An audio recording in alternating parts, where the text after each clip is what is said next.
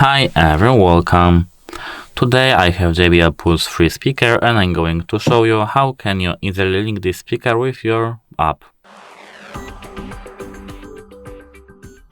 At first we have to open this app.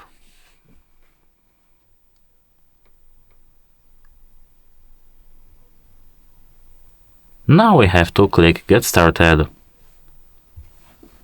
Now we have to accept terms and agreements and allow to find, connecting and determining the relative position of devices for our app. As you can see, our app automatically detected our speaker. It's because we have to, at first, be connected with our device. Now, as you can see, that's it. Hope it helps you. Goodbye.